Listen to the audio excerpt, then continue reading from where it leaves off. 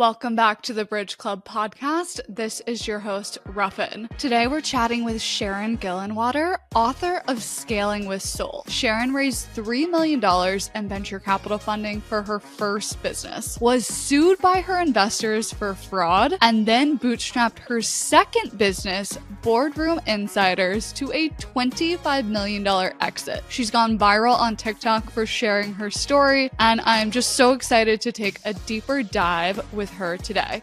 Lots of incredible lessons in this one, so let's get started. Okay, so you raised $3 million for your first business. Can you start off by just sharing what was that first business and what inspired you to start it? So it was an email newsletter company, which back in the late 90s, that was a new thing, believe it or not. And what we were doing was we were delivering topical email newsletters. So one on finance, one on sports, one on entertainment. And we had our own columnists, but then we also were syndicating popular newspaper columns like Art Buchwald, Miss Manners, Dear Abby. And so it was a portal for email newsletters.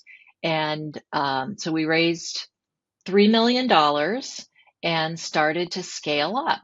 And the reason why I started it is because I had been working in the startup scene in San Francisco for a few years, and I was excited to do something on my own. And my sister-in-law had an idea for this site and a little tiny bit of startup funding. And so I launched it with her guidance. You were very ahead of the game when it came to newsletters. Yes. What were some of these startups or types of startups you were working with before you started your own? Well, I moved to San Francisco in 95, and then I got my first job in the city in 1996 at a localization startup. Localization is essentially translation of any type of materials. And at the time, there was a lot of localization of user interfaces because the internet was becoming a big deal, and lots of websites and e-commerce sites. And the internet is by definition global. So those needed to be localized into dozens of languages. And so I joined a startup that did that. And I was a salesperson. When I reflect back on that time, that company was about the same size as the company I sold was when I sold it. And it just blew my mind because, when I joined, I thought, this is a big deal. It had like 30 employees. Joining that company put me into the startup world, and I loved it. I loved the fact that you could have a big impact right away at a small company, make a name for yourself, your achievements would be recognized.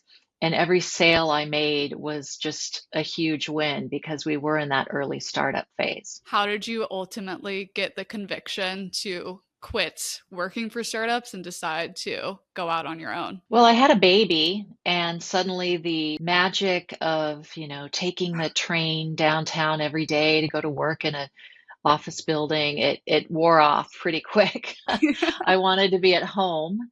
I still wanted to work, but I wanted to be at home. And I had gotten a lot of exposure to the startup scene, not just through my job, but through my husband's gigs. He was a freelancer and worked for all kinds of startups. We were out at parties all the time, startup parties. That was a big scene in San Francisco in those days that was pretty wild. And I met a lot of people, and I thought, well, if they can do it, why can't I do it? And so that's what inspired me to do that. And so then walk us through, I know you talk a lot about this on TikTok. Why did you first decide to raise venture capital funding for your first business? Basically, because everybody seemed to be doing it. What I know now is that only about 99% of startups never raise VC money. I know that now, but back then it seemed like everybody was doing it. That's how you did it. Reflecting back, I could have bootstrapped that business, and I think it would have been a good business, and I think I could have eventually sold it. But at the time, the conventional wisdom was you go and you raise money for your startup. And I was new to running something on my own, and so I was exhausted. I was doing the accounting, I was doing, anything that needed to be shipped and mailed, the hiring, the a lot of the editorial content. So I was tired, and the NASDAQ had started its decline. This was early 2000. That was the year of the big NASDAQ crash and the dot bomb, as they call it. But we still had this incubator that was interested in working with us and funding us. And so we went for it, and we raised 3 million. But one of the things about incubators at that time is they take a majority stake, and they do your legal, your HR, your finance, your accounting, all those things that I wasn't good at and didn't enjoy doing and or have time to do. They took that all off my plate, but they take a majority stake. And of course, there was this little voice in the back of my head saying, maybe that's not a good idea. But we did it anyway because things were really softening, and we figured if it was now or never. So we did that.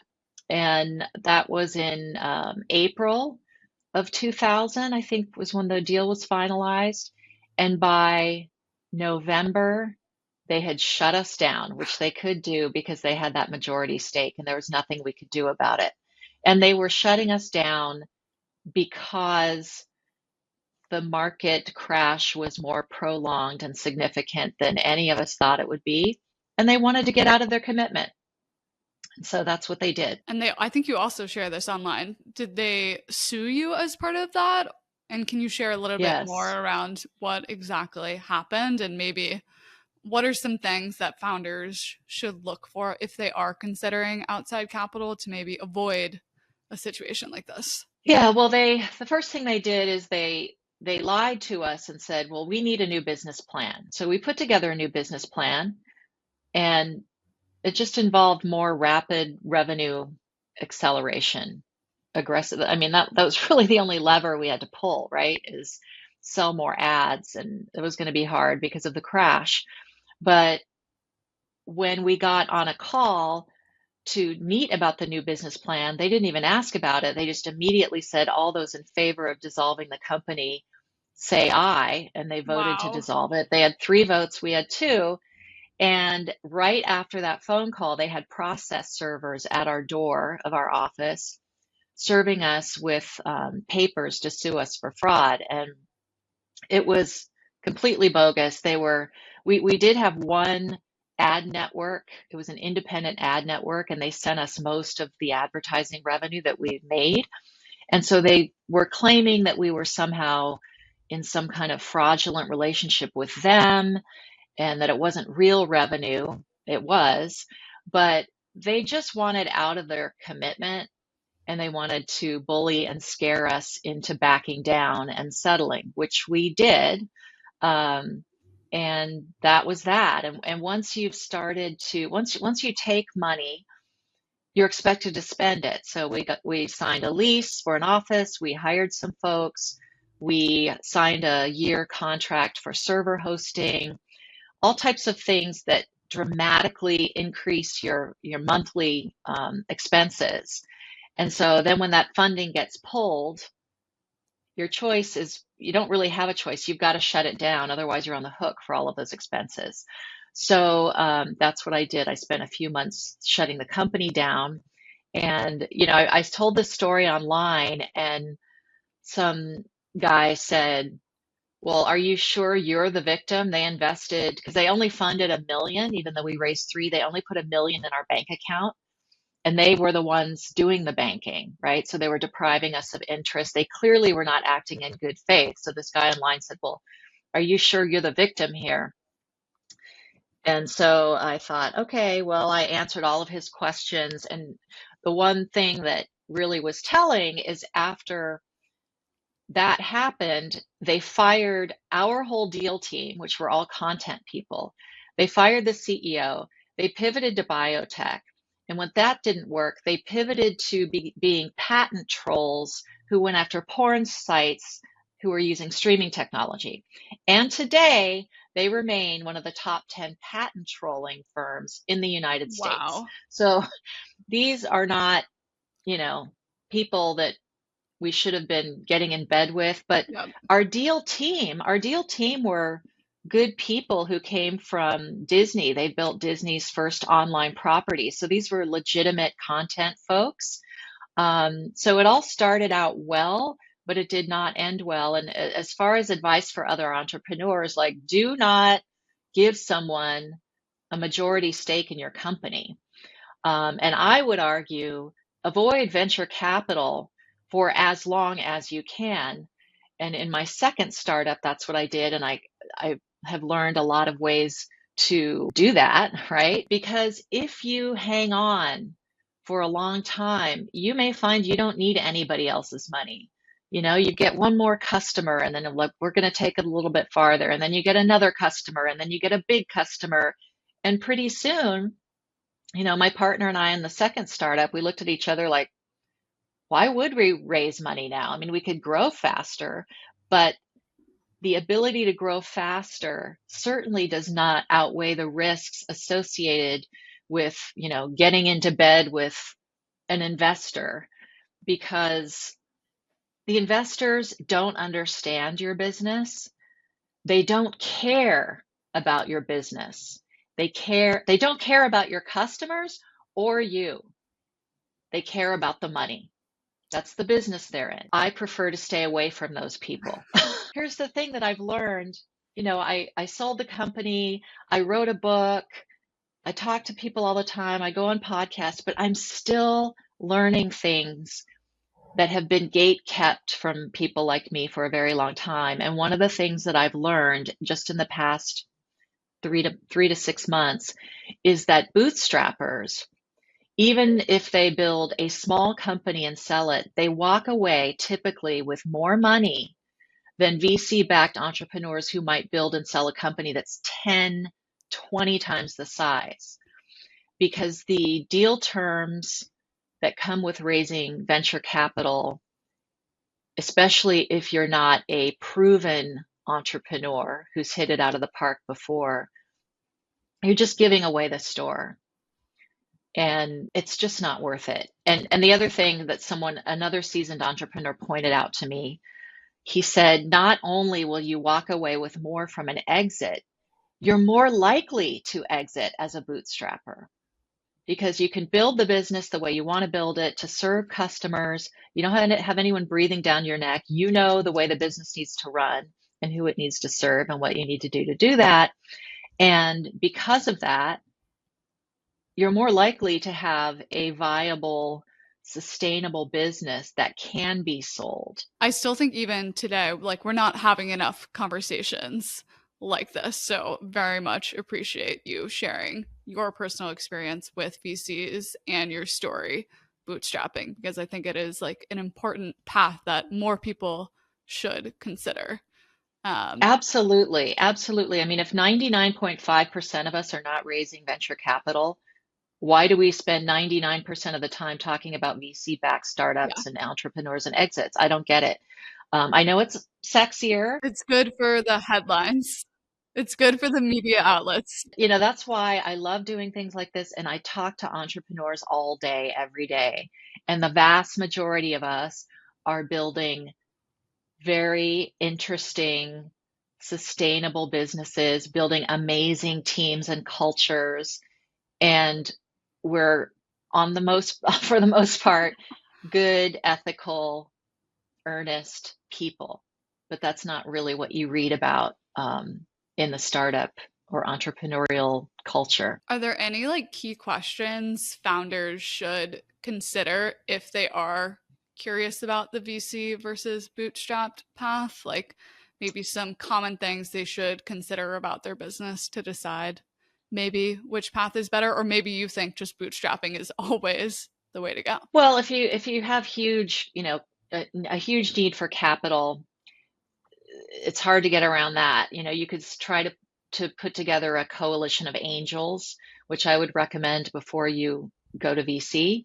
But there are certain business conditions that exist that would logically point you in the direction of bootstrapping.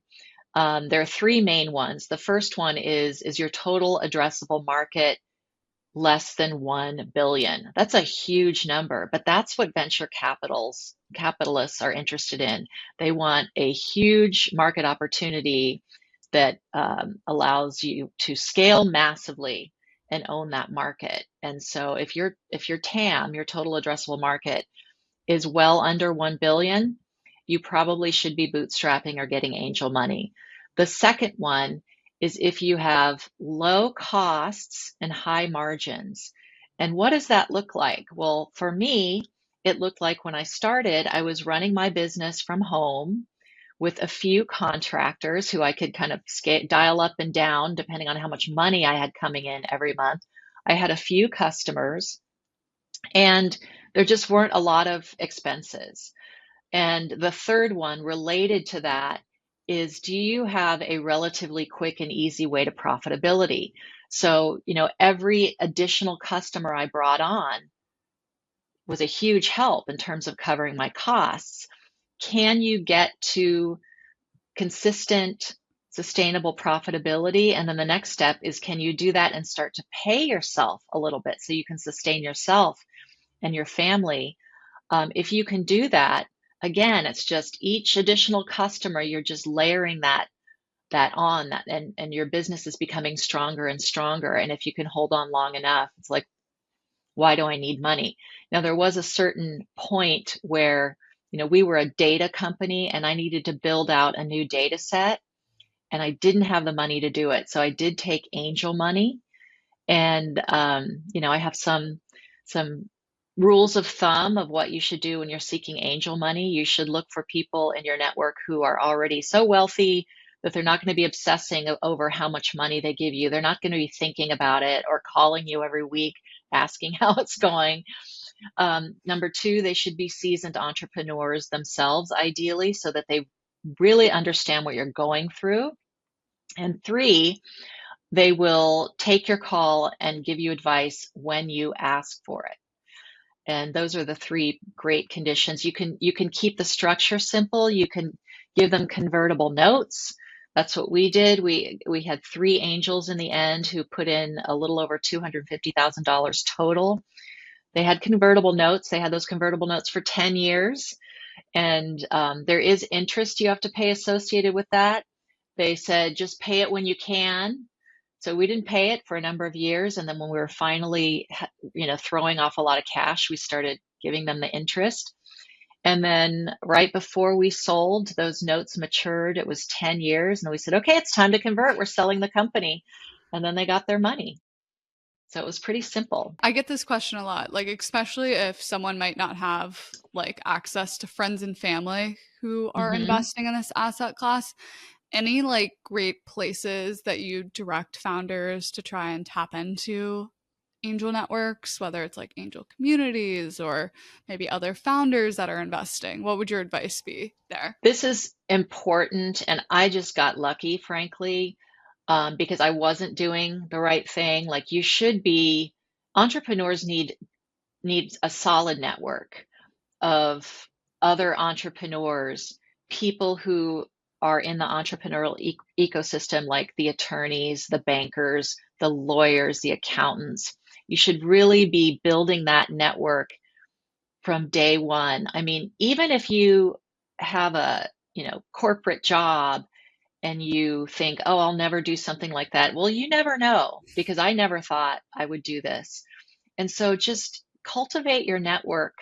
And you can do it very easily on LinkedIn, but go to those communities, join those communities and be visible, because you just never know who you're going to meet. For me, I had a deficit in my network. And I realized this. So I said, okay, I'm going to start calling people who I think need to know about what I'm doing. This is for my second company. And I just did a 30-day call blitz. Every day I talked to somebody who I thought needed to know about my business and who might be able to help me. And here's the thing, I did it imperfectly because I didn't even know what I needed. I just knew I was stuck. And so I would just tell people what I was doing and say, do you know anyone who might be interested in getting involved in this? Or what do you think? And every call led to another call or 2 calls. And through those calls, I found my business partner, 2 angels, and a key vendor who cut our costs by 60%. Wow. And I did find my major angel, the person who put in the most money, was in my husband's network. I talked about how we were in the startup scene in San Francisco, and one of those guys that my husband worked for, he had an amazing exit. And so suddenly he had all this money. And, but I'm shy and I wasn't very confident. And my husband's like, just talk to him, just talk to him. And so I did. And within 5 minutes, he's like, I'll write you a check. I think every female founder can relate to what you just said because it's just like, Yeah.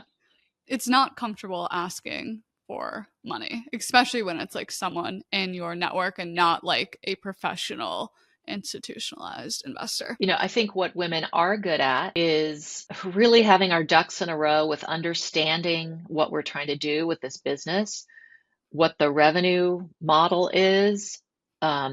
We are great at finding product market fit because we tend to be less confident and more humble, frankly. We are more diligent. We wouldn't just say, well, I have this idea and I'm going to go raise VC money. No, what I was doing is I was working in consulting for quite a few years and seeing the same problem come up over and over again. So I started experimenting with solutions to that problem.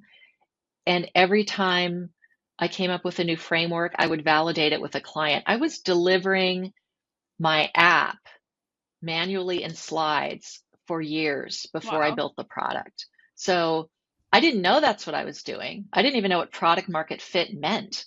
But that's what I was doing. I was putting it in front of people constantly and saying, what do you think of this? And they loved it. And then I'd keep going and then I'd add on to it. So by the time I got to Michael, my angel, I'm like, Michael, I've been doing these profiles and these frameworks for a couple of years. My clients are paying me $1,000 each. This was like back in Yeah. 2006. I said, they're paying $1,000 each for this. But I have to redo them. Like they're made to order. What if I put it all in a database and I could sell them for 200 each, but sell them over and over and over? And that's when he said, you're getting $1,000 each for these things right now, and they're manual, and you want to automate them. And he said, all right, he's like, go build your database. I'll write you a check right now for 125,000. So the idea of kind of having the problem already solved, and you just need to either replicate it, automate it, digitize it, was very appealing to him as an investor. Yep. And I already was making money doing it.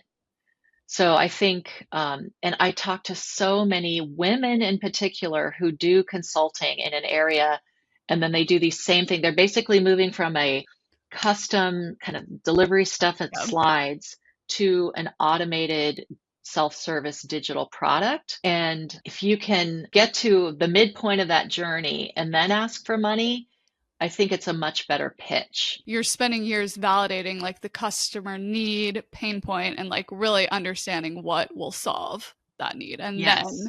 And then building a product around it, which is so Yes. smart. Okay, so you closed down your first company, then it sounds like you did some consulting.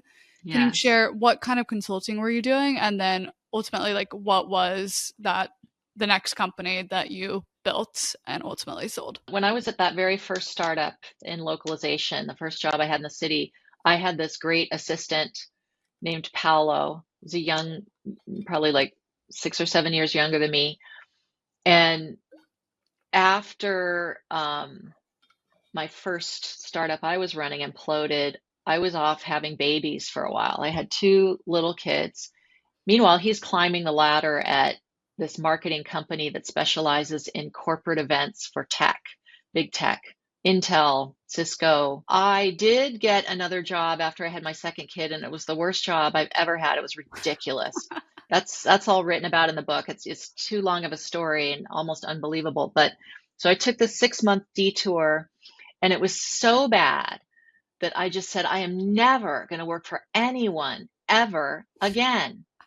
And so I sent this mass email to everyone I knew that said, I'm going out and working for myself. Here's what I'm good at, but I'll do anything right now because I'm in this experimentation phase. I just need to make money.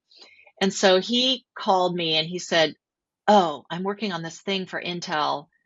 and you should come down and work with me on it. And I said, well, I don't know anything about that. He's like, oh, it's fine. You'll figure it out. You're going to be great.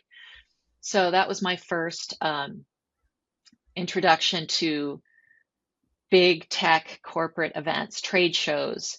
And so he pulled me into that, and we worked together for a number of years. We were like a duo, and he moved to multiple agencies. And every time he moved, I would move with him as like his lead contractor.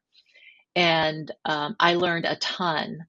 And he also kept moving up and up and up and up in the organization. So then I would get pulled into bigger things. And over those years, it was about, I don't know, 5, 6 years, I started to see a pattern in big tech. Every company was needing to digitize, right? I mean, it really, what we saw during COVID was already happening for a decade or more. Companies were having to do big tech deployments. And it was getting more and more expensive and more mission critical for companies. So those big tech deals were starting to attract the scrutiny of C-level people within the buying organization. So before Cisco might sell to a VP of infrastructure, a director of infrastructure, suddenly they're having to go in and present to the CFO or the chief information officer. And that scared the bejesus out of salespeople because they didn't know how to have those conversations. They didn't know how to deal with those folks or what they cared about. And so it became this need around what we call C-level of engagement or C-suite selling or C-suite marketing, whatever you want to call it. It was really the need to prepare companies to have conversations in the C-suite about their tech products. And the conversation is very different because it's not about the features and benefits of the tech products. It's about the business impact on their overall business and how that impact aligns with the CFO priorities, right? So that requires that you do things like comb through earnings call transcripts and read interviews, and salespeople don't want to do that, right? And they probably shouldn't spend their time doing that because they're highly compensated and they should be doing what they're good at, which is selling. So what our product did, it was a database of C-suite profiles within the Fortune 500, and we tracked all these executives, who they were, where they went to school, what their hobbies were, what their business initiatives were according to something they had said or their CEO had said. And so it was like a handcrafted dossier to put in front of those sales teams to prepare to have meetings and conversations that were, high stakes, 9-figure deals, that they were trying to push through. So it was called Boardroom Insiders, and it started out as this database of profiles.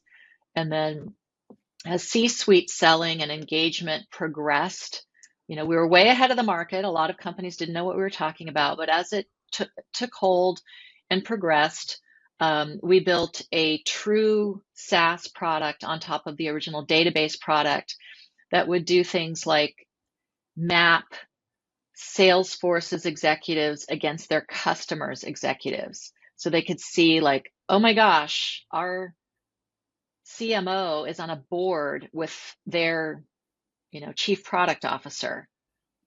They should know each other. So we should be able to access them through that person, So it was very in-depth information to help our customers deeply penetrate their customer companies and build better relationships and close bigger deals faster. And at the very beginning, was it just you, or did you co-found this with your partner who worked at the agency? The answer to both of those questions is yes. So, and the reason for that is, yes, it was just me for like 2 years. And I was still doing all my consulting, and that's how I was supporting my family. I mean, my consulting business was hugely successful to the point where I even hired other consultants to do the work behind the scenes. And then I was the client facing person. I mean, I was billing like, this was back in the mid aughts. I was billing like, 15, 20, 25, 30,000 a month for this work. But I was putting some of that into Boardroom Insiders and trying to build the product. And I was trying to pitch the product to my existing consulting clients, but really the product wasn't robust enough yet. It didn't have enough people in my database. And they wanted me to keep doing what I was already doing for them because they loved that work. So it was about 2 years in when I started my call blitz because I felt stuck. Like, I've got this database, but I'm having a hard time getting anyone to buy into it. And so I met my partner through some of those phone calls. We talked for about 9 months. He finally came on board. And when he did come on board, he said, Sharon, I can't believe I didn't think about this, but I can't sell this database if we don't know what's in it. And we can't define what's in it. It's random. It's people that your clients have asked you to profile, but there's no parameters. And so he said, we've got to build a box of data. And he suggested, let's build out the Fortune 500 top 5 C-level executives. That's like 2,500 people. And I think at the time our database was like 600 people. So that's when I took a little bit more angel money from 2 of his buddies and some from him. I think we took like 75K in addition to that other 125.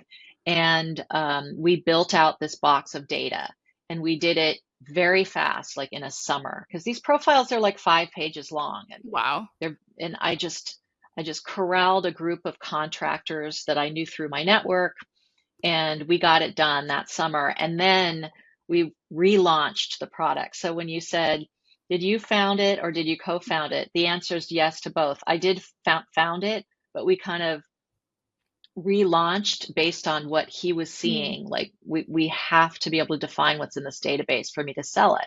Yeah. And it worked.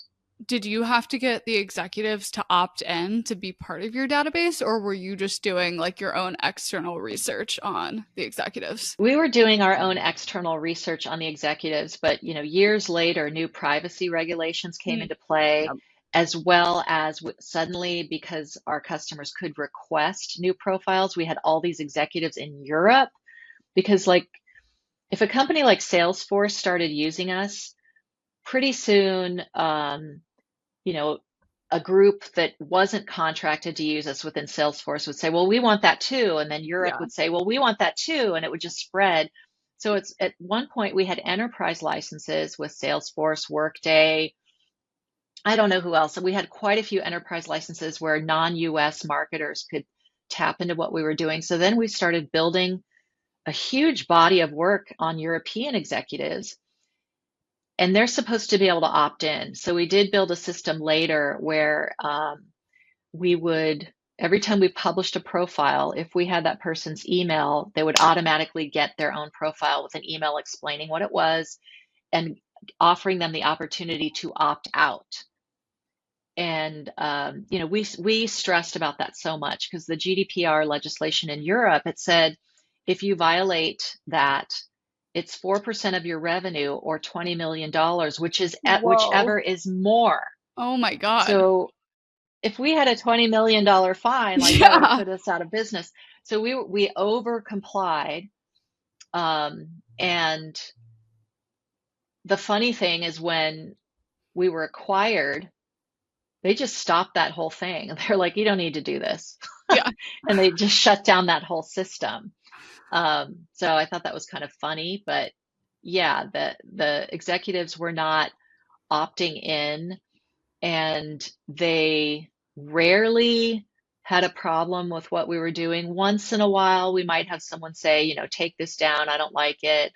But more often than not, the feedback we'd get if they landed on their own profile was, this is amazing. How did you get all this information? And I remember one man saying, well, this is really accurate, except I have 4 kids, not 2, and my other 2 kids might be annoyed if they're not included.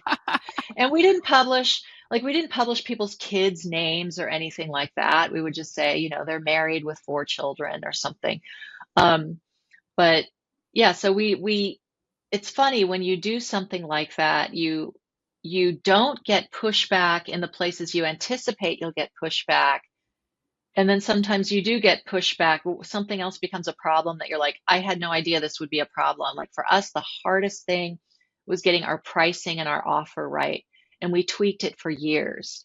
And Mm. what I mean by pricing and offer, it's like, what are you delivering? How are you delivering it? And what does it cost?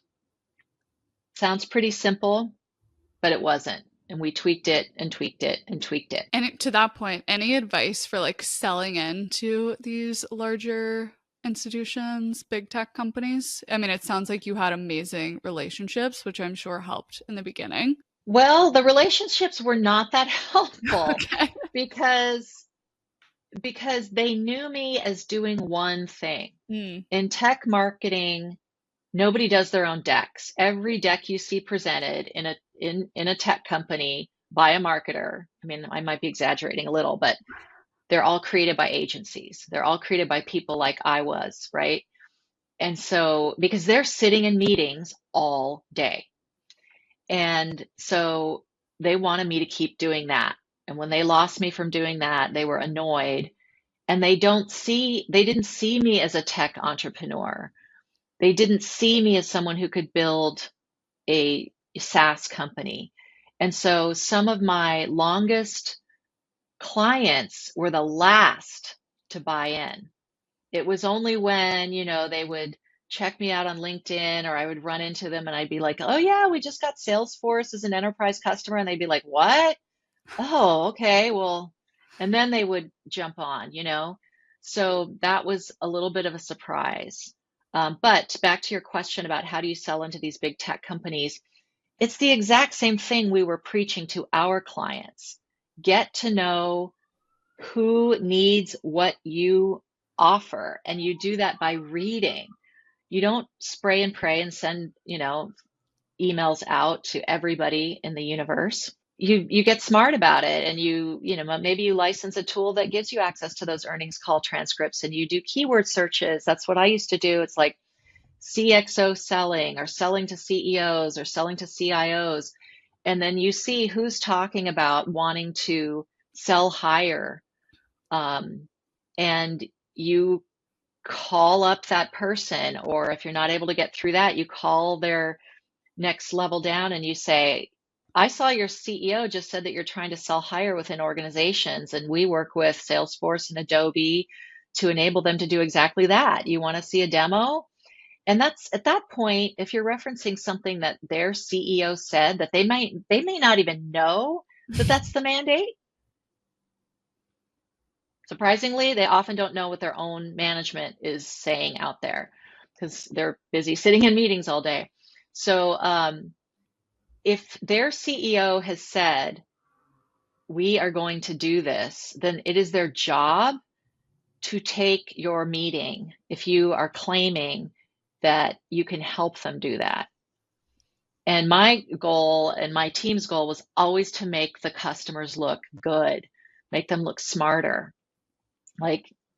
And just informing them that their CEO said X, Y, and Z makes them smarter and makes them, the smartest ones of the marketers. They'll be like, oh, this is an opportunity for me. I can figure this out and make myself look good and make my team look good, right? So that was always what we did, rather than kind of massively reach out to everybody because we didn't have the resources to do that anyway.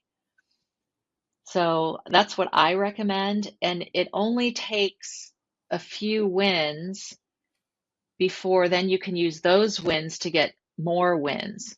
We just signed Salesforce. We just signed Adobe. We just signed Workday. And then you take that somewhere else and that gets people's attention. To your point of wins, can you share a little bit? And I know you've talked about this online as well around just the personal finances that come in when you're thinking about bootstrapping. Like, how long did you have to continue your consulting job? And then, at what point did you actually start paying yourself from the business? Yeah, I kept my consulting job for 6 years. I live in San Francisco. I had 2 kids. My husband had worked as a freelancer, but he was the one running the kids around all day and doing everything for the family. because I was just nose to the grindstone and completely obsessed with what I was doing.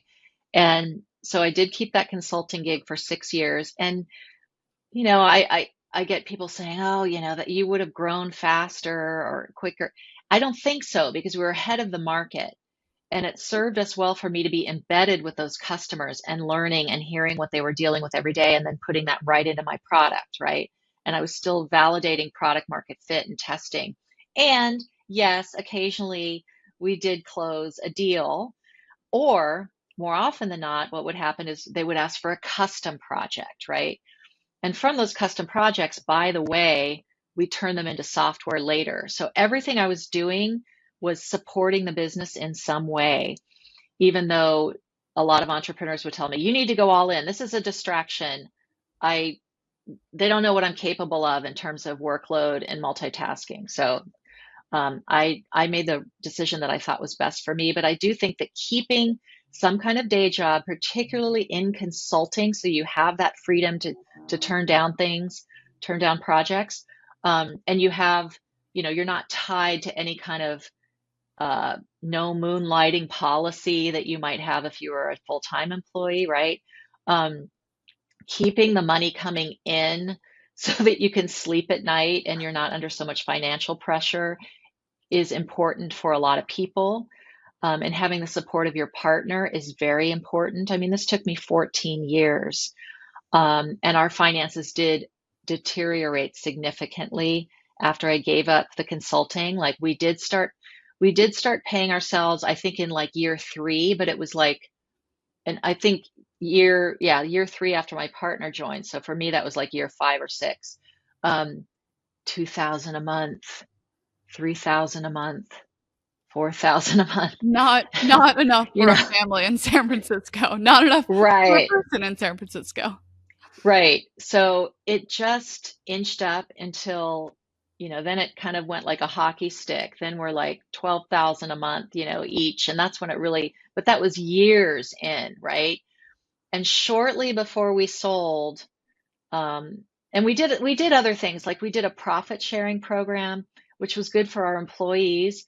But, candidly, it's tied to your compensation. So we got the most, so it allowed us to, there were things we did to try to make us whole, maxing out our 401ks in the later years to make up for the 10 years I didn't save for retirement.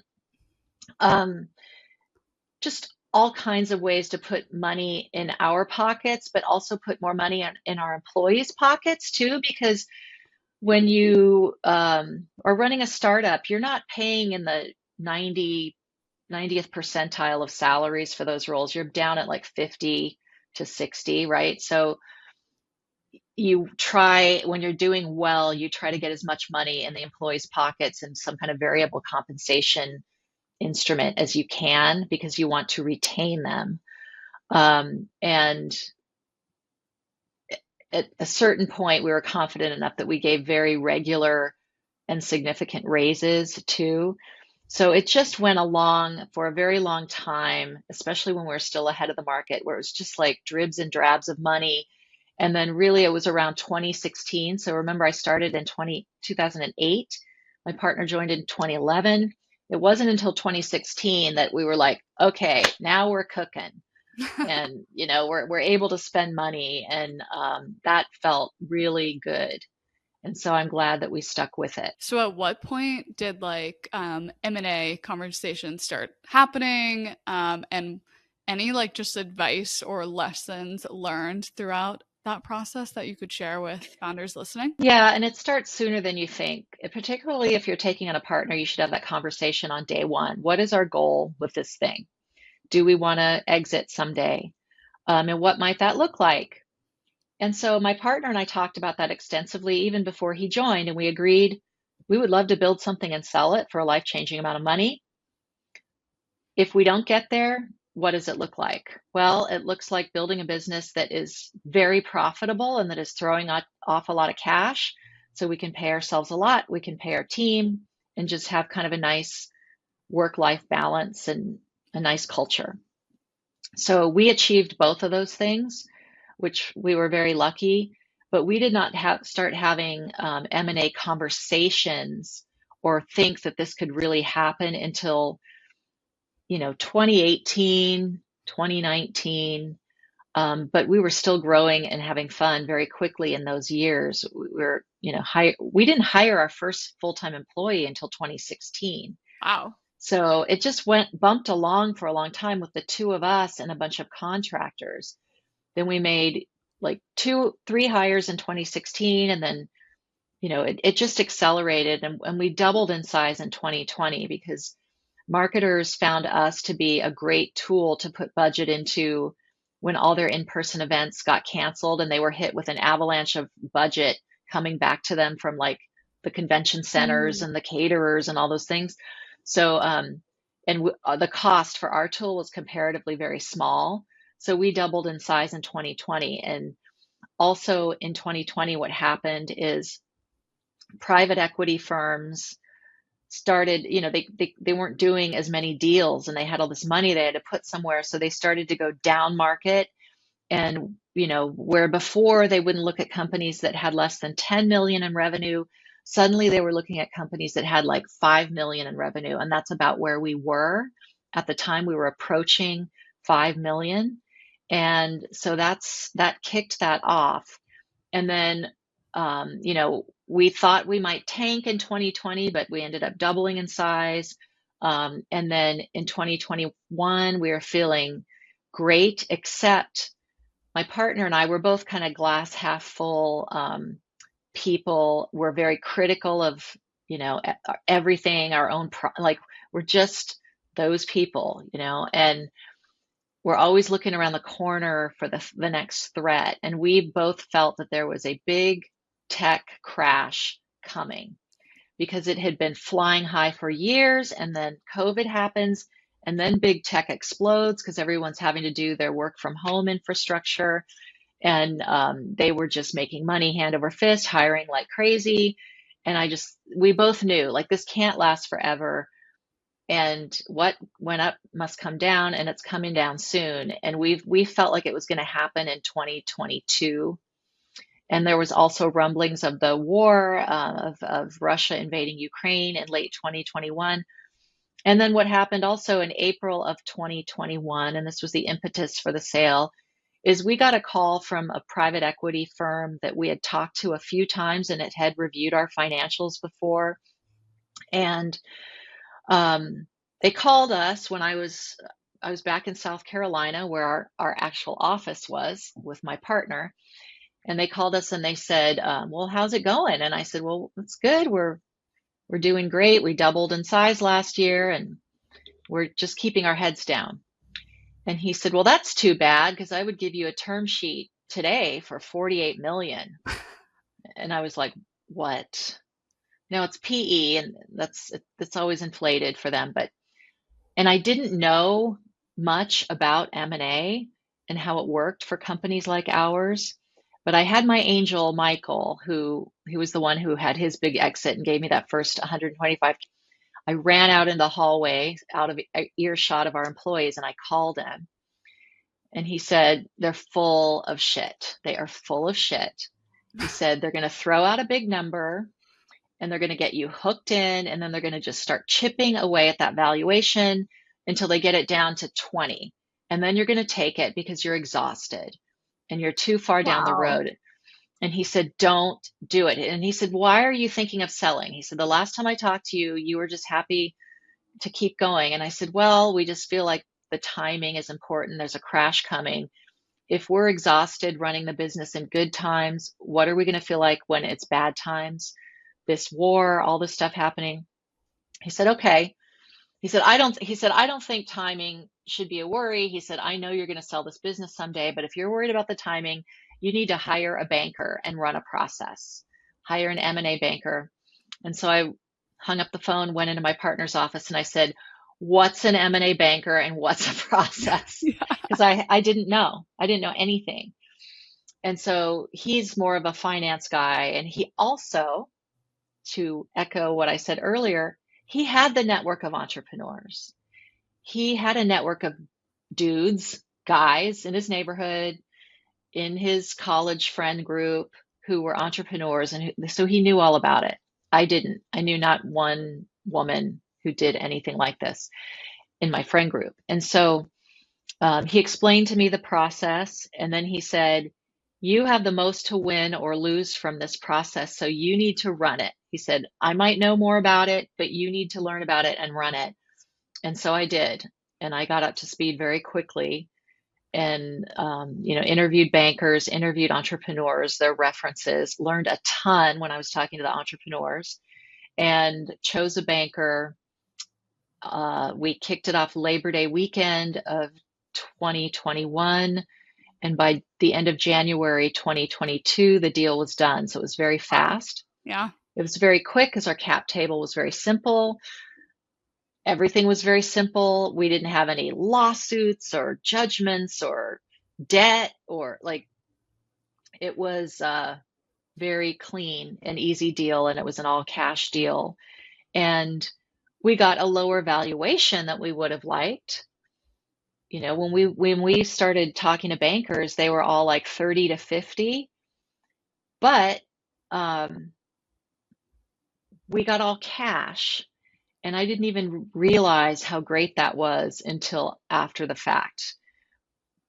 Because here's what happens when you're bootstrapping and running a company. You don't really have any time to read about all of this stuff because it's not the immediate need that your business has.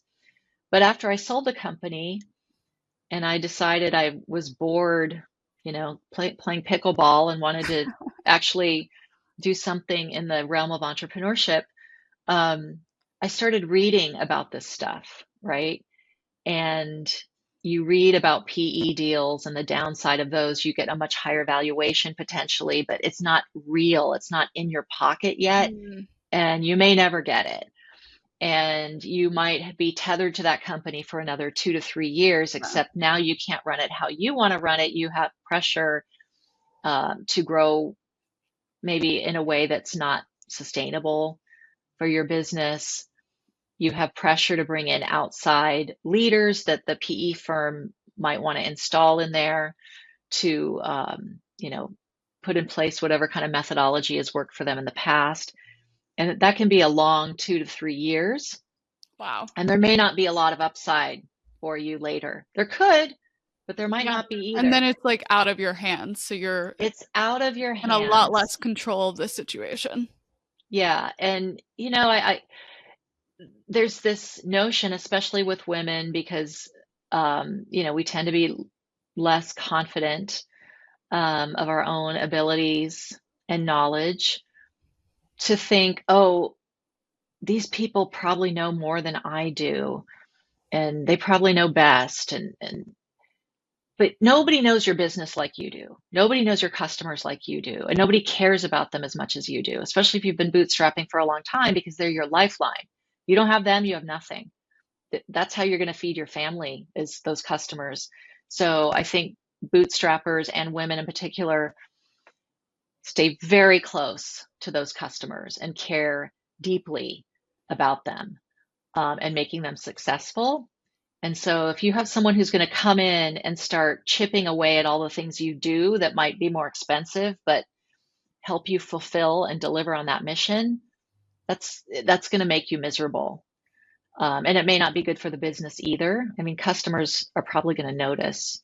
So I'm always loath to screw up anything related to that. And sometimes people ask me, well, what's some of the core principles of bootstrapping, or the skills you need to have? And one of the things you need to have is this instinct of when to invest in something. Because if you invest in something too early, you might have squandered some of your precious capital, and you're not getting the results out of that investment.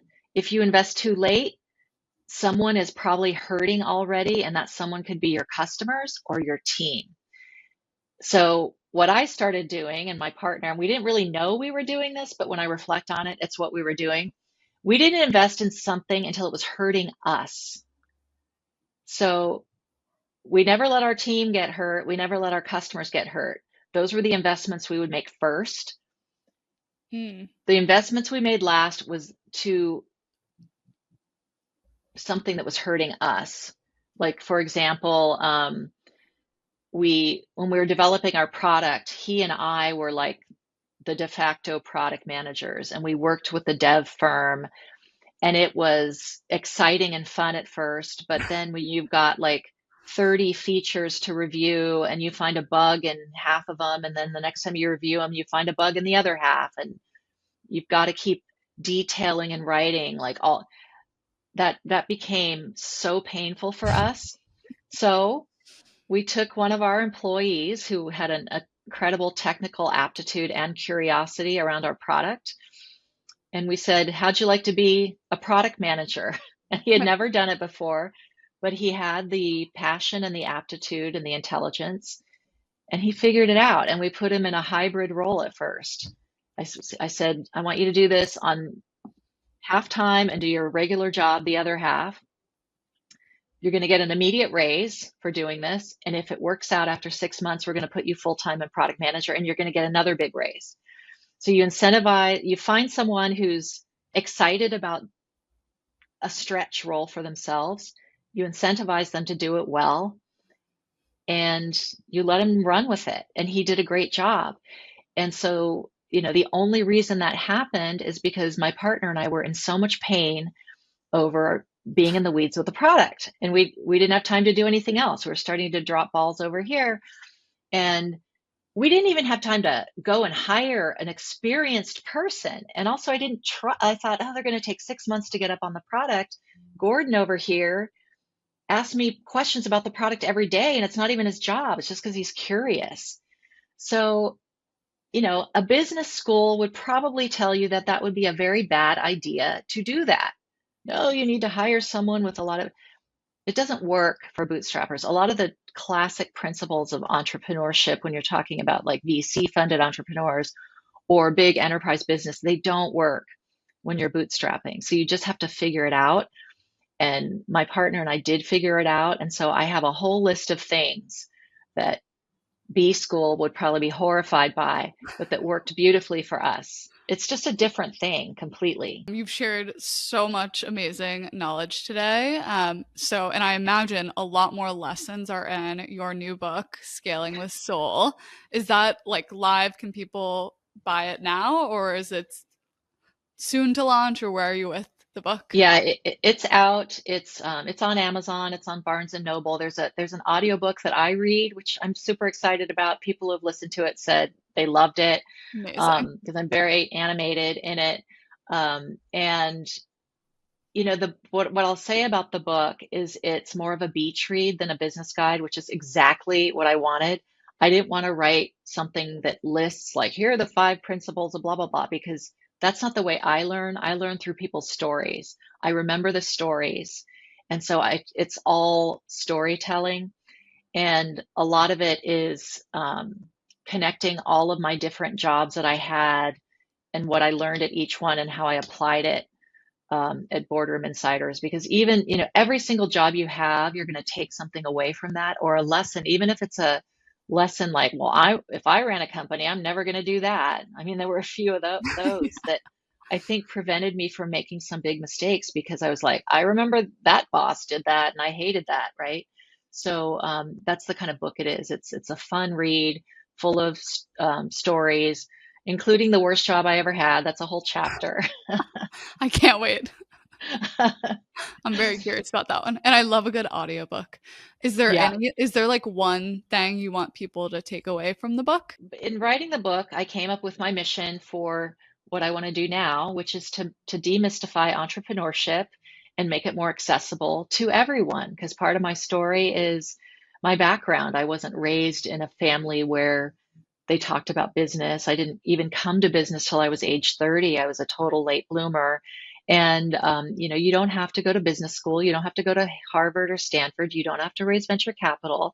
And so now today, what I'm doing is I'm just meeting people like me who've done it and trying to support other entrepreneurs, particularly women, because, women don't get as much funding and don't have necessarily the confidence and bluster.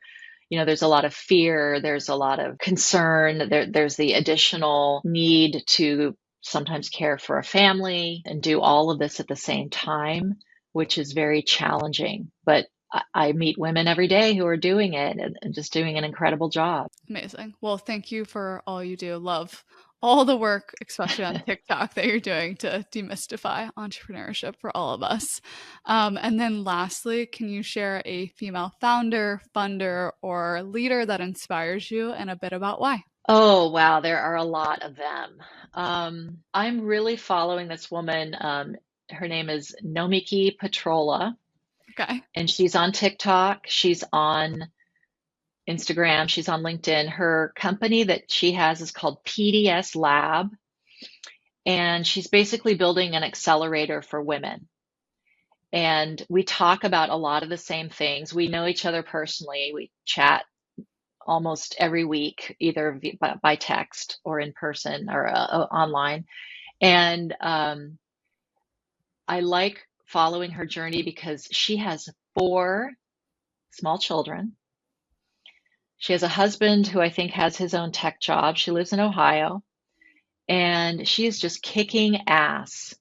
I'm doing a 30-day social media challenge with her and another group of women right now, Wow. where we are trying to, up our social media game and our content game. And so she's doing all of this at the same time, and she's bootstrapping, and we have a lot of fun. She's working really hard, but we have a lot of fun, just watching what each other is doing. And I can't wait to see what she does. And she already has like 75 women engaged in her program. And I think she just started a year ago. So that's one, but there are many. There are many, but she's one who comes to mind just because I probably chat with her the most. Yeah, incredible. I need a social media challenge. That sounds like a lot of fun. And Yeah, then, well, the woman is who's leading it. Her name is Sam Ogborn, and she's okay, also on TikTok. And so, yeah, so she has probably, I don't know, 20 of us or so. We're doing this, and we meet every Friday, and it's just so important to have that cohort and that support. amazing. And then finally, where can everyone find you and where can they find your book? So my book is on Amazon, Barnes and Noble. I think it's on audiobooks as well, and Apple. And pretty much everything I do can be found on my website. It's SharonKGillenwater.com, middle initial K. And I put in my speaking appearances there. I've been going around speaking to groups of entrepreneurs all over the world, and all of my socials are linked there. Well, thank you again for all that you do. And thank you so much for joining the show. It was a lot of fun. Thanks for having me.